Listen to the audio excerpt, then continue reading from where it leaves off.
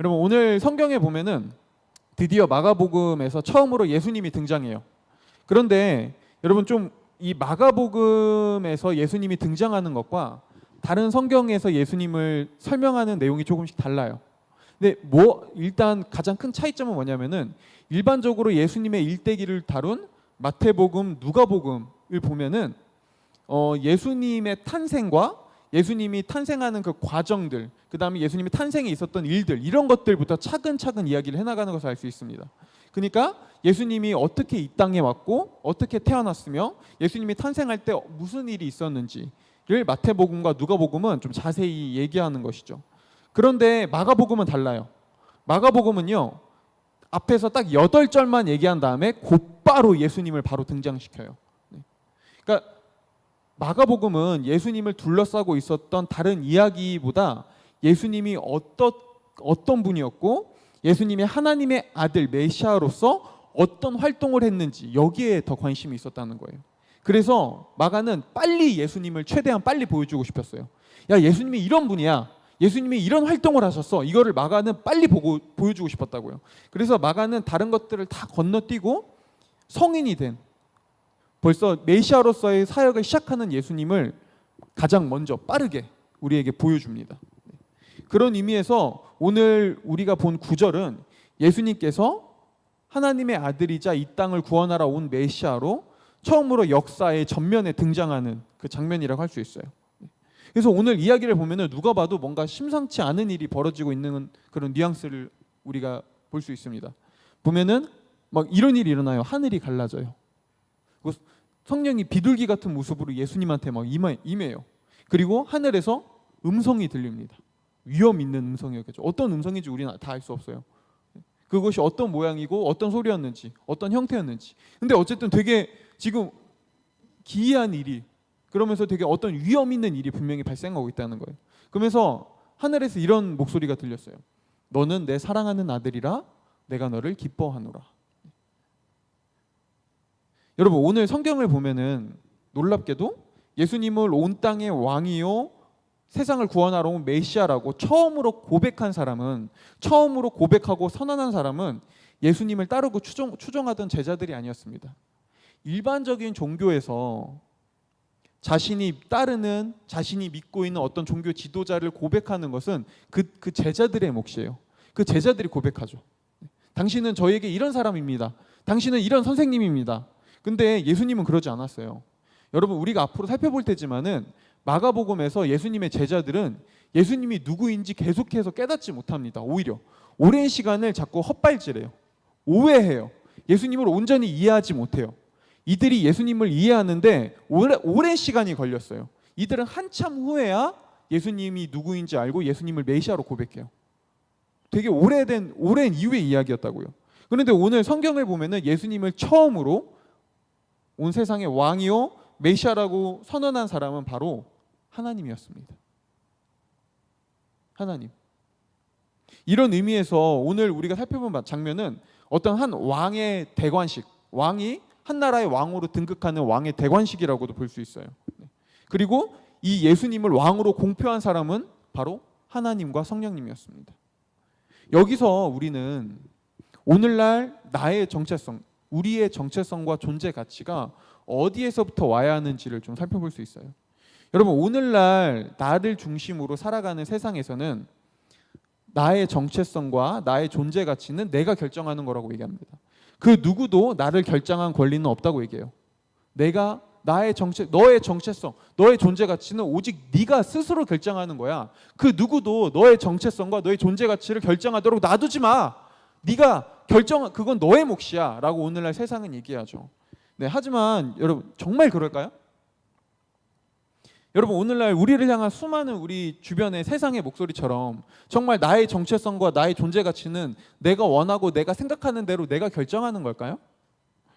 여러분 한번 생각해 보자고요. 만약 우리가 속해 있는 국가, 가족, 사회, 친구, 학교, 직장, 우리 외부적 조건들을 다 없애버리고 온전히 나만 존재한다면, 오로지 나만 있다면 우리는 그런 나의 정체성과 존재 가치를 뭐라고 부를 수 있을까요? 우리 주변의 모든 것들을 다 한번 없애보자고요. 국가도 지워버리고 사회, 어떤 세계관, 이념, 이데올로기, 친구, 가정, 가족 이런 것들 다 지워버리고 우리를 둘러싸고 있는 것들 다 지워버리고 나만 남으면 여러분 그 나라는 정체성과 존재 가치를 뭐라고 얘기할 수 있겠어요? 과연 외부의 그 어떤 것에도 구애받지 않고 오직 나 혼자서 나의 정체성과 존재 가치를 확인하는 게 정말 가능한 일일까요?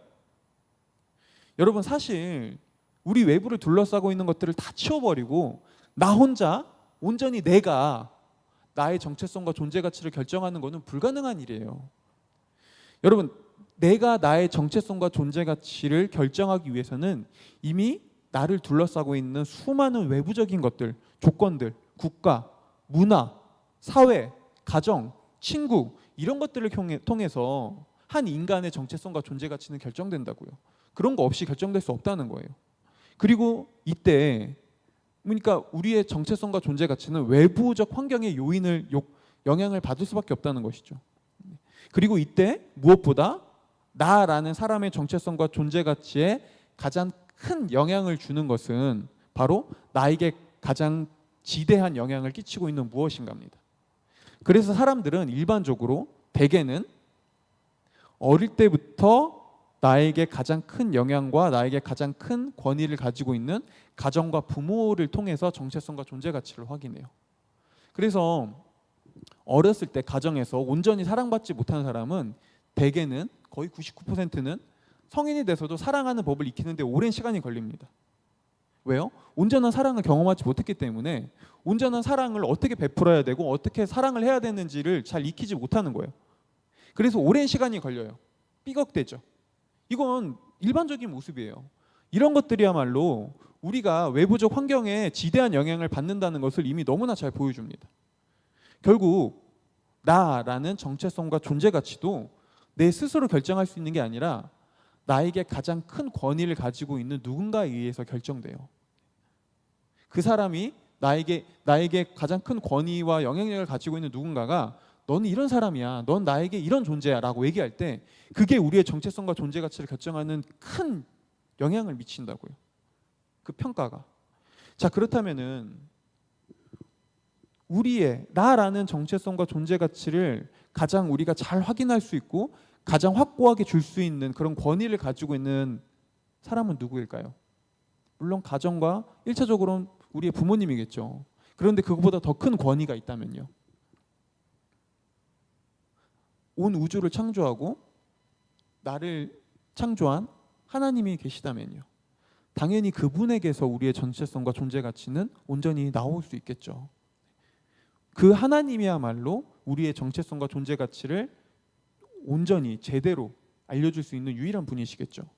자, 그렇다면 하나님께서는 가장 큰 권위를 가지고 있는 온 우주와 만물을 창조하신 그 하나님께서는 저와 여러분을 두고 우리의 정체성을 가지고 우리의 존재 가치를 뭐라고 얘기하실까요?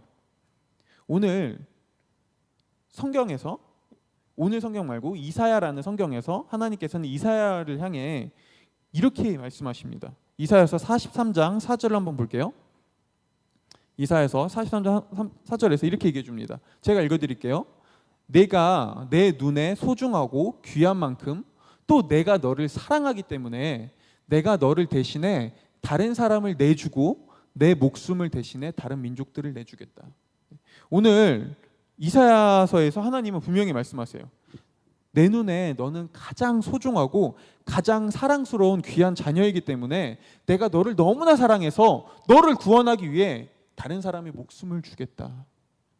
다른 사람을 희생시켜서 내가 너를 구원하겠다. 자, 그렇다면은 여기서 우리를 대신에 희생하는 그 사람은 누굴까요? 오늘 성경은 바로 그분이 예수님이라고 말하는 겁니다. 하나님께서 너는 내 아들이다. 내가 너를 기뻐한다 라고 선언하신 그 예수님이 우리를 희생하기 위해 오신 분이라고요. 왜요? 어떻게 그럴 수 있죠? 어떻게 하나님께서 너는 내 아들이라 내가 너를 기뻐한다라고 말한 그 존귀한 예수님을 우리를 위해 희생시키실 수 있죠? 오늘 이사야서에 따르면 이유는 간단합니다. 하나님이 그만큼 저와 여러분들을 너무나 소중하고 너무나 사랑스러운 존재로 여기시니까요. 이게 오늘날 저와 여러분을 향한 우주 만물을 창조하신 온 우주에서 가장 권위 있는 하나님의 선언이라는 거예요. 그렇다면 우리의 진정한 정체성과 존재 가치는 여기서부터 나올 수 있습니다. 그리고 그 무엇도 이 하나님에게서 비롯된 정체성과 존재 가치를 결코 뒤집거나 흔들 수 없습니다. 왜요? 그분의 권위야말로 정말 가장 큰 권위니까요. 그분의 선언이 우리를 향한 가장 정확한 선언이니까요. 가장 큰 영향을 미치는, 우리의 존재의 가치와 정체성을 결정할 수 있는 가장 큰 선언이니까요. 그 하나님께서 우리를 향해 말씀하신다고요. 너는 나에게 가장 소중하고 나에게 너무나 사랑스러운 존재다. 그래서 내가 너를 위해 나의 기뻐하는 아들조차 아낌없이 희생시켰다라고요. 우리의 정체성과 존재 가치를 우리는 그곳에서만 찾을 수 있습니다. 여러분, 다시 말씀으로 돌아가서, 오늘 성경으로 돌아가서, 오늘 우리가 본 장면은 예수님께서 공식적으로 이제 하나님의 아들이자 세상을 구원하러 온 메시아라는 것이 선언된, 공식적으로 선포된 그런 왕의 대관식이라고 할 수 있다고 했는데요. 자, 우리가 일반적으로 그리는 한 나라의 대통령이 세워지거나 한 나라의 왕이 왕으로 등극할 때 그 대관식을 보면은 어떤 모습이 그려지시나요? 되게 화려하죠. 온 백성이 나와서 박수를 치고 환호하고 하늘에서는 막 폭죽이 터지고 이런 화려함과 웅장함이 있는 것이 왕의 대관식이죠.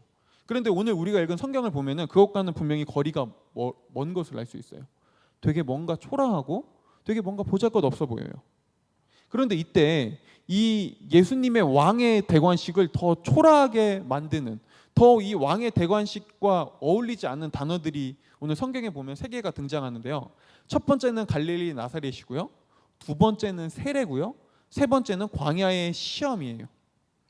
여러분, 오늘 성경은 하지만 이 왕의 대관식과는, 이 화려하고 수려한 웅장한 영광스러운 이 왕의 대관식과는 전혀 어울리지 않는 이 3가지 단어들, 갈릴리 나사렛, 세례, 광야의 시험이라는 이 단어들을 통해 예수님께서 어떤 왕으로 오셨는지, 이 땅에 오신 왕이신 예수님이 도대체 어떤 왕인지를 우리한테 보여주고 알려주고자 합니다. 그래서 성경은 이 3가지 단어들을 사용해요. 그래서 우리가 오늘은 이 3가지 단어들을 하나씩 살펴보면서 예수님이 도대체 어떤 왕으로 이 땅에 오셨는지를 좀 보려고 하는데요. 먼저 오늘 성경은 첫 번째로 예수님께서 갈릴리 나사렛에서 왔다고 합니다.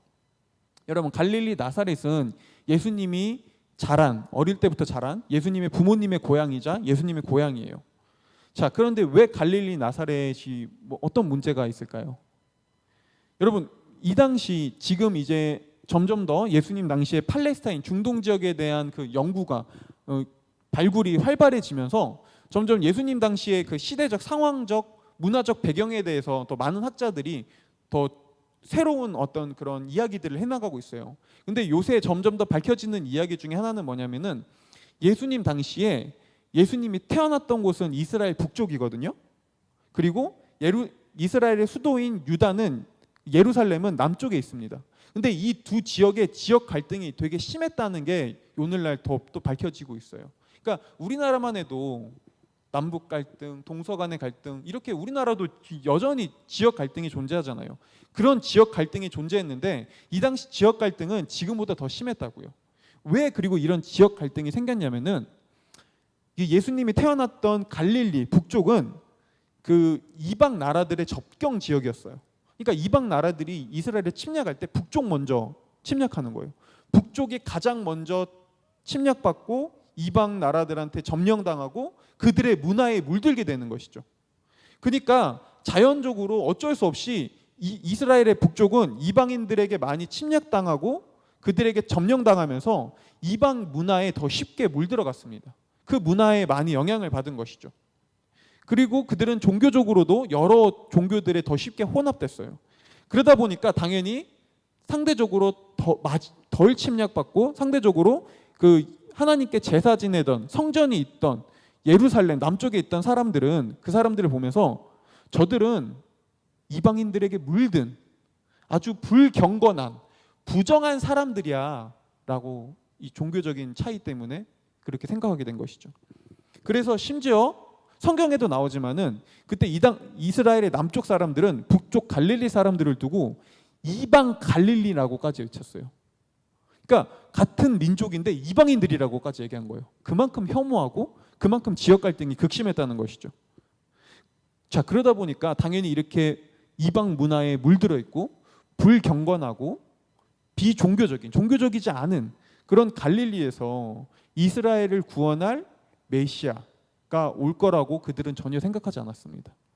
그래서 예전에 그 요한복음에 보면은 예수님의 제자 중 한 사람이었던 나다나엘이라는 사람이 예수님에 대해서 소개를 받을 때, 야, 예수님이 갈릴리 나사렛 출신이야 라고 하니까 이렇게 얘기해요. 야, 갈릴리에서 어떻게 선한 것이 날 수 있겠니? 라고 얘기합니다. 야, 나사렛에서 어떻게 선한 것이 날 수 있겠어? 이 말은 쉽게 말하면 이런 거예요. 야, 너 거기가 어딘지 몰라? 야, 너 거기가 얼마나 더럽고 불경건하고 거기가 얼마나 이방 문화에 물들어 있는 그런 데인지 몰라? 근데 그런 데서 메시아가 나온다고? 그런 데서 하나님께서 우리를 구원할 구세주를 그곳에서 보내준다고? 야, 말도 안 되는 소리야. 그들은 하나님을 제대로 믿지도 않잖아. 이 얘기를 예수님의 제자였던 나다니엘이 한 거라고요. 자, 이런 것들을 종합해 봤을 때 이스라엘 사람들에게 갈릴리 나사렛이라는 곳은 메시아, 왕, 정결함, 거룩 이런 것과는 거리가 먼 곳이었습니다. 이 당시 사람들이 떠올리는 갈릴리 나사렛에 대한 이미지는 더러움, 죄, 타락, 혼란, 부정함 이런 곳이었다고요. 그런데 오늘 성경은 예수님이 어디서 왔다고 말하죠? 더러움과 타락, 혼란과 부정함의 대명사인 갈릴리 나사렛에서부터 왔다고 얘기합니다. 이 말은 예수님이 어떤 왕인지를 우리한테 잘 보여주는데요. 예수님은 혼란과 타락, 죄와 더러움, 부정함의 세상을 위해 오신 왕이라는 거예요. 여러분, 우리가 흔히 생각할 때 왕과 하나님, 혼란과 타락, 죄와 더러움은 과거에도 그렇고 오늘날에도 그렇고 매치가 안 되는 것들이죠. 우리가 생각할 때 당연히 왕 그리고 하나님 하면 우리에게 떠오르는 이미지는 정결함, 거룩함, 찬란함, 영광스러움 이런 것들이 떠올립니다. 하지만 여러분, 모든 종교 중에 기독교는 유일하게 왕과 하나님을 타락, 더러움, 죄, 그 다음에 부정함과 연결시켜 줍니다. 여러분, 일반적인 종교에서 신은 거룩하고 깨끗한 정결한 곳에 머물러 있으면서 저 타락해 있는 인류를 향해, 인간들을 향해, 세상을 향해 이렇게 말해요. 야, 구원은 이쪽에 있어. 그러니 너희 구원받고 싶으면 나한테 와야 돼. 근데 너네가 있는 곳은 지금 얼마나 더럽고 지저분하고 타락하고 죄로 물든 곳인지 너네 아니? 너네 그래서 그곳을 고통받는 거야. 너네 거기서 구원받고 싶다면 이쪽으로 와야 돼. 하지만 나는 정결하고 깨끗하고 위험 있는 신이기 때문에 너희가 있는 곳으로 갈 수 없어. 하지만 내가 대신 너희에게 이쪽으로 올 수 있는 방법을 알려줄게. 그러니까 너희가 그 방법을 가지고 나한테로 와. 이게 일반적인 종교가 말하는, 그런 종교에서 말하는 종교의 원리고 교리입니다. 하지만 기독교만이 유일하게 다른 얘기를 해줘요. 기독교는 하나님께서 저 하늘 먼발치에서 세상에 타락한 곳에 있는 인간을 향해서 야, 이곳으로 와야지, 내가 방법을 알려줄게, 이쪽으로 와 라고 하시는 분이 아니에요. 기독교에서 말하는 하나님은 인류를 구원하기 위해 직접 혼란과 타락, 더러움과 죄와 부정함이 있는 세상으로 뛰어드신 분이 기독교에서 말하는 하나님입니다. 오늘 예수님께서 갈릴리 나사렛 출신이라는 성경의 말은 이런 기독교의 특징을 우리한테 잘 보여줍니다. 예수님께서는 그 혼란스러운 세상 속에서도 가장 혼란과 타락과 부정함과 더러움의 대명사였던 갈릴리 나사렛으로 오셨어요. 무엇을 보여주시죠? 그분은 세상의 혼란, 타락, 죄와 더러움에서 우리를 구원하기 위해 직접 그 속으로 뛰어드신 메시아 왕이라는 것을 성경이 보여준다는 거예요. 그리고 이 사실은 우리에게 두 가지 변화를 가져다 줍니다. 먼저 첫 번째로, 여러분, 우리가 살아가는 세상을 지금 우리가 경험하고 있는 지금 엄청난 이 한 달째 멈추지 않는 이 비로 인해 수없이 발생하는 피해, 이재민들, 고통과 고난, 코로나로 인해 고통받고 있는 우리의 세상, 또 이걸 떠나서 우리 개인이 겪는 수많은 어려움들에 살아가는 세상을 두고 우리가 사는 세상을 아름답고 찬란하고 모든 것이 정결하고 거룩하고 깨끗하다고 말하는 사람은 아무도 없습니다. 그렇게 얘기하는 사람이 있다면 세상을 잘못 보고 있는 거죠. 그렇게 말하고 있는 사람이 있다면 그 사람은 누군가 가서 알려줘야죠. 너 지금 되게 이상해. 너 지금 네가 지금 눈앞에 보이는 뉴스에 보이는 우리 주변에 보이는 네 삶 속에 보이는 그런 모습을 보면서 삶이 거룩하고 정결하고 깨끗하고 아름답다고 얘기할 수 있니? 라고 그 사람을 오히려 깨워줘야죠. 우리가 경험하고 있는 직면하고 있는 삶의 모습은 성경이 말하는 갈릴리 나사렛이에요. 혼란, 타락, 죄와 어떤 더러운 부정함들이 우리 주변에 우리 삶 속에 넘쳐난다고요. 여러분 이런 삶 속에서 이런 우리가 살아가는 세상과 우리 개개인의 삶 속에서 예수님이 이런 세상의 혼란과 타락과 더러움과 죄의 한복판에 뛰어드신 하나님이라는 사실은 우리로 하여금 예수님께 집중할 수 있게 해줍니다. 우리를 구원하기 위해 이 세상의 혼란과 더러움과 죄와 타락 속에 뛰어든 어떤 창조주 하나님이 있다면, 구원주가 있다면 우리는 우리가 경험하는 세상의 혼란과 타락과 어지러움과 그런 어떤 우리가 경험하는 어려움 속에서 그곳에서 좌절하고 낭망하고 있을 필요가 없어요. 왜요? 그곳에서 우리를 구원하기 위해 그 자리에 뛰어든 하나님이 있거든요. 메시아가 있거든요. 그렇다면 우리는 그분께 집중해야죠. 우리를 그 속에서 구원하고 회복하고 우리를 다시 정결케 하기 위해 오신 그 왕에게 우리는 집중해야죠. 결국 예수님께서 혼란과 더러움, 죄와 부정함에 물든 세상에 뛰어드신 하나님이라는 사실은 우리가 살아가는 우리의 삶의 혼란과 어려움, 우리 삶의 어떤 죄와 부정함 속에서 그곳에 좌절하고 낭망하는 것이 아니라 우리를 구원하기 위해 오신, 회복하기 위해 오신 그 왕이신 예수님께 집중할 수 있게 해준다는 거예요. 두 번째로 예수님께서 우리를 구원하기 위해 세상의 혼란과 더러움, 죄 속에 뛰어드신 왕이라는 사실은 우리 또한 그분을 따라 얼마든지 세상의 혼란과 타락, 더러움과 죄된 곳으로 갈 수 있게 해주는 용기를 가져다 줍니다. 여러분, 예수님 당시에 갈릴리를 업신여기고 더럽다고 얘기했던 유대인들은 그곳 사람들과 가까이 하려 하지 않았어요. 상종하려 하지 않았어요. 선을 그었다고요. 근데 그처럼 오늘날에도 여전히 사람들은 자신들이 보기에 더럽고 혼란스럽고 타락하고 부정하다고 생각하는 것들과 선을 긋고 그곳에 가까이 가려고 하지 않습니다. 그곳과 오히려 더 멀어지려고 하죠. 최대한 그곳과 자신을 섞으려고 하지 않습니다. 하지만 왕이신 예수님은 그 반대로 하셨어요. 그렇다면 그리스도인이 그 예수님을 나의 왕으로 고백하는 자들이라면 우리의 왕이신 예수님께서 뛰어든 그곳으로 그분을 믿고 섬기는 백성들 또한 뛰어들어야 하는 건 당연하죠. 우리는 더 이상 그곳과 거리를 두고 선을 그으며 나는 저들과 달라, 저들과 함께하지 않을 거야 라고 말하는 것이 아니라 오히려 그 죄와 더러움과 혼란과 어려움, 공고 속으로 뛰어들어가신 왕을 따라 우리도 그곳으로 따라 들어가야 한다는 거예요. 그리고 심지어 예수님께서는 그곳에서 지금도 구원과 회복을 일으키고 계세요. 지금도요. 구원과 회복을 일으키고 계신다고요. 그렇다면 우리가 할 일은 뭐죠? 이미 그곳에서 구원과 회복을 일으키고 계신 예수님을 따라 우리가 그분의 일을 돕는 겁니다.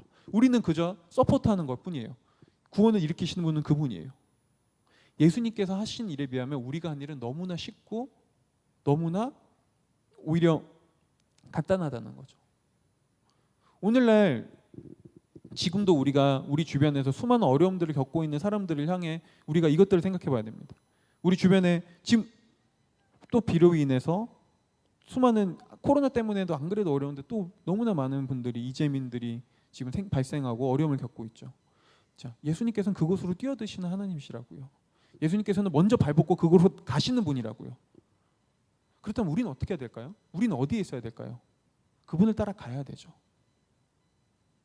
우리는 그분을 따라 그곳으로 가야 합니다. 어떤 형태로든 이게 몸으로 가는 걸 수도 있지만은 나의 물질일 수도 있고 우리의 기도일 수도 있고 우리의 관심일 수도 있고 우리도 그분을 향해 그곳으로 가야 한다는 거예요.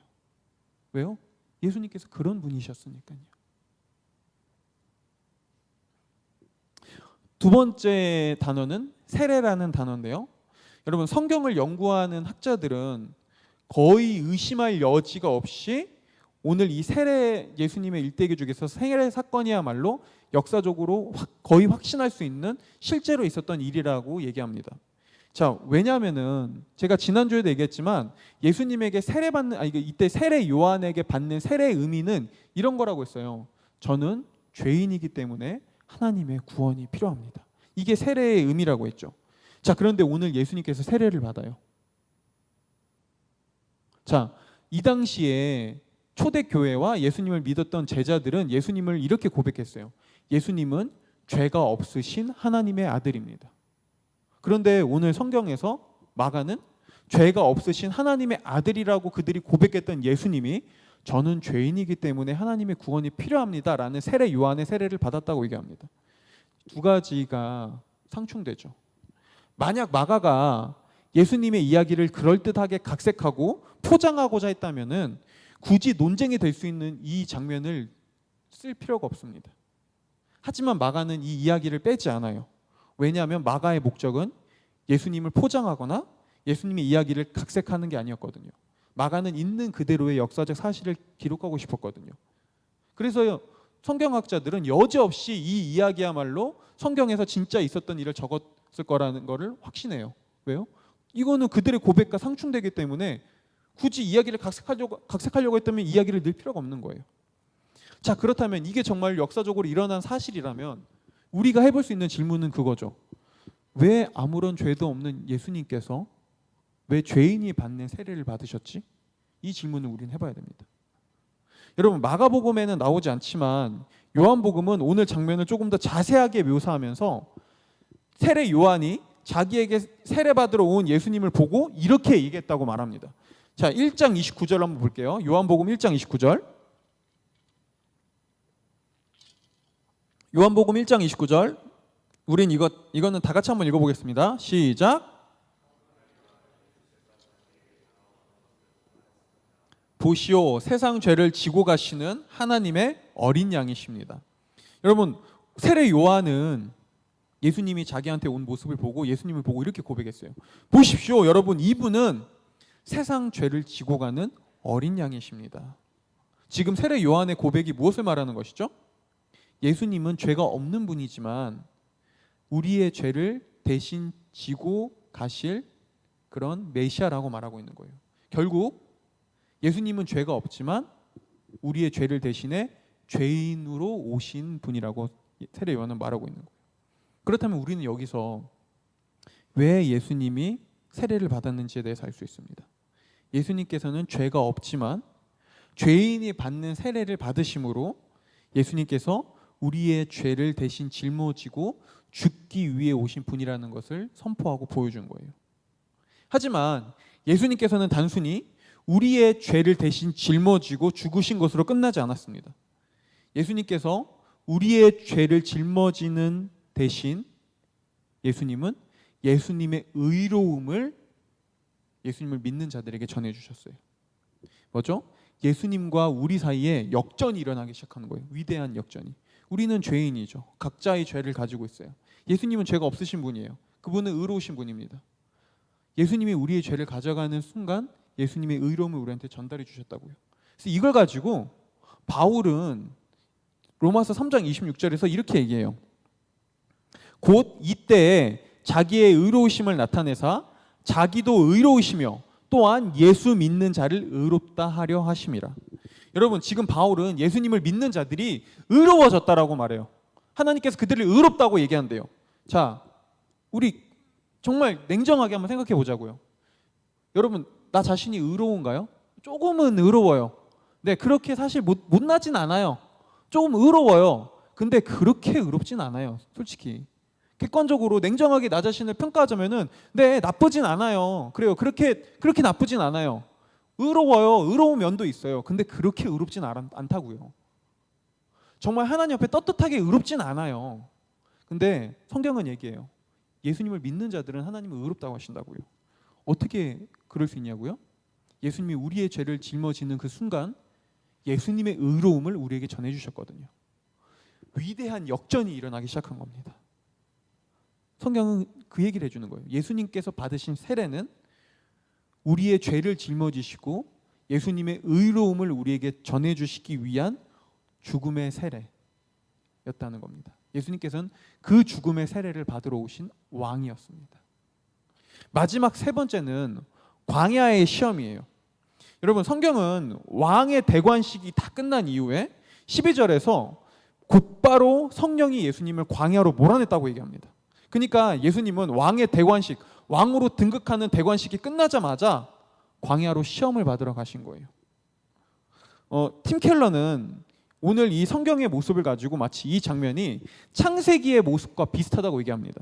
여러분, 창세기에 보면은 하나님께서 에덴 동산을 만들고 그곳에 첫 인류인 아담과 하와를 만들죠. 근데 그 하나님께서 아담과 하와를 만들고 세상을 창조하신 이유 다음에 곧바로 무슨 상황이 벌어지냐면은 사단이 아담과 하와를 유혹하기 시작합니다. 시험하는 것이죠.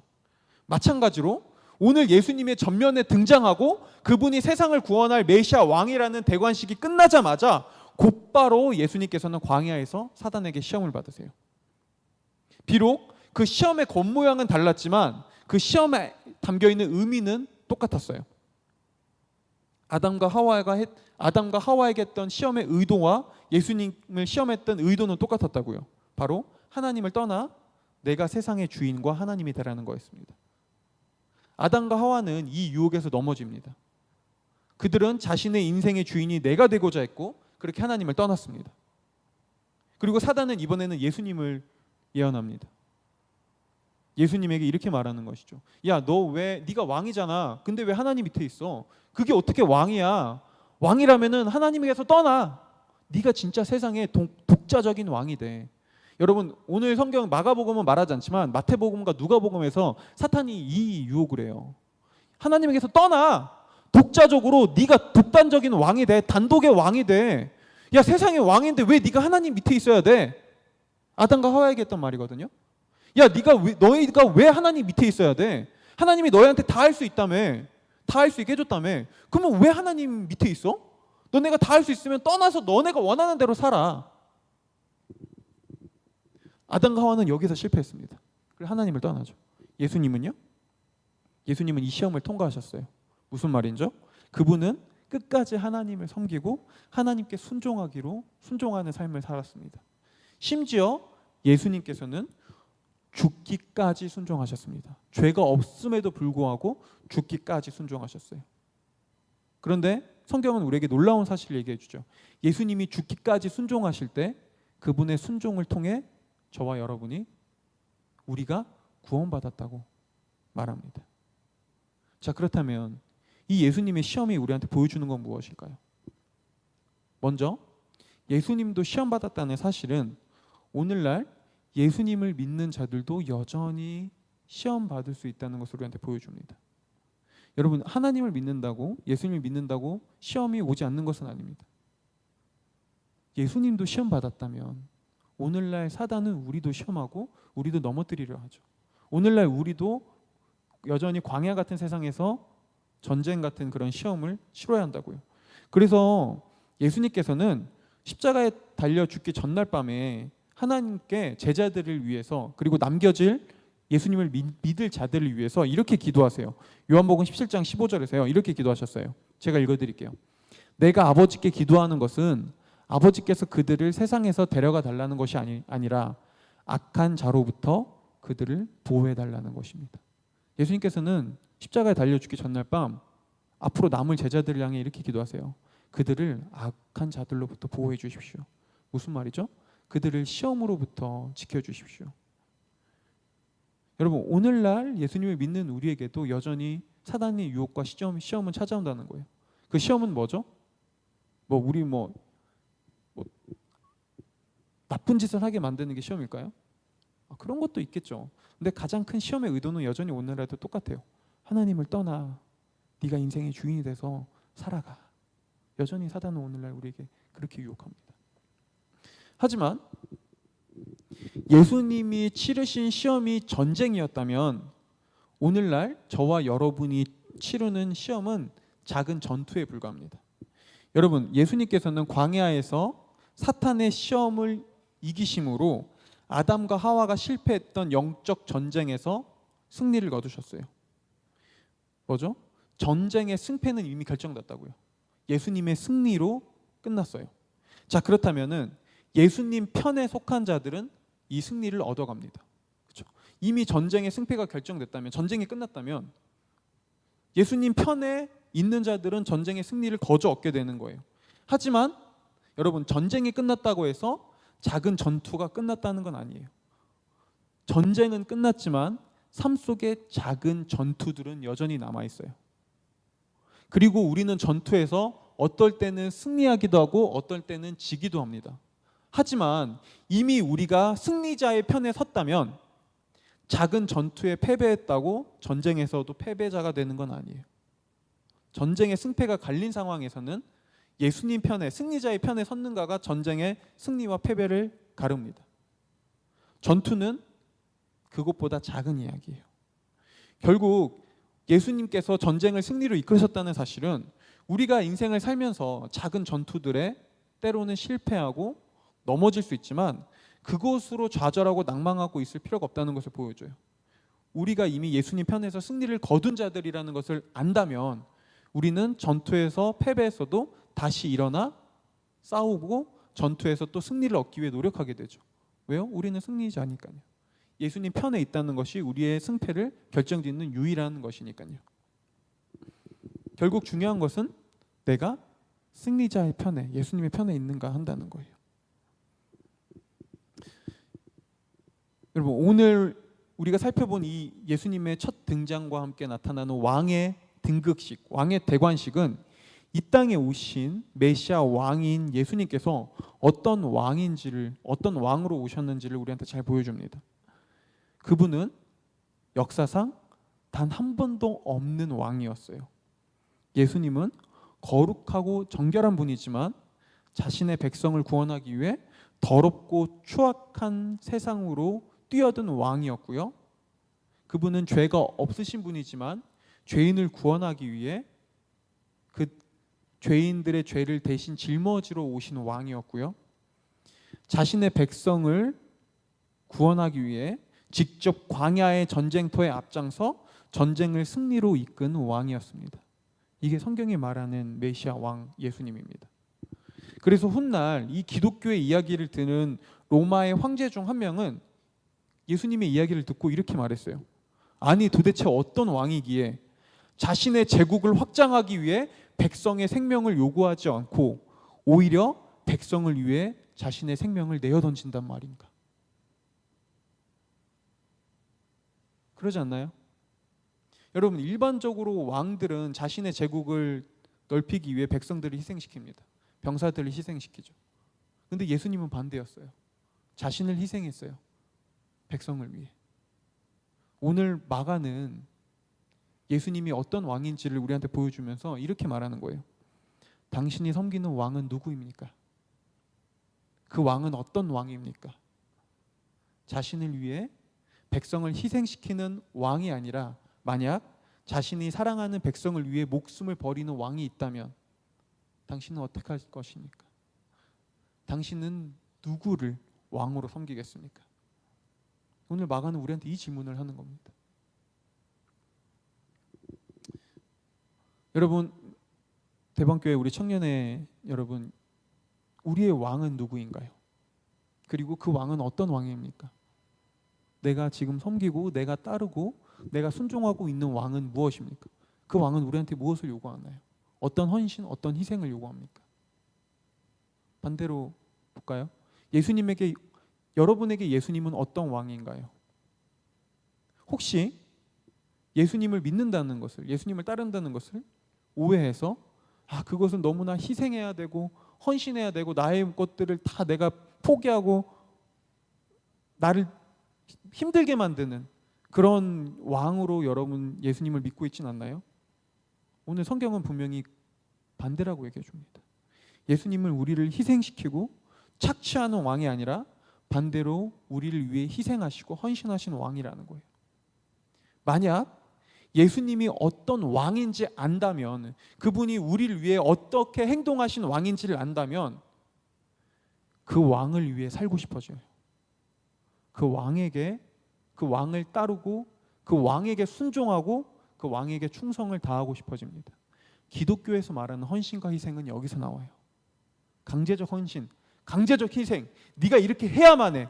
구원받기 위해서는 이렇게 해야 돼. 그리스도인이 되기 위해서는 이렇게 하는 거야 라고 말하는 그런 억지 헌신, 억지 희생, 억지 강요가 아니라 내가 믿고 따르는 왕이 어떤 왕인지 안다면 그 왕을 위해 순종하고 그 왕을 위해 충성하고 싶어하는 것이죠. 거기서 헌신과 희생은 당연히 따르게 되는 거예요. 그거는 어떤 거래요? 자발적 사랑과 의무감이 아닌 기쁨으로요.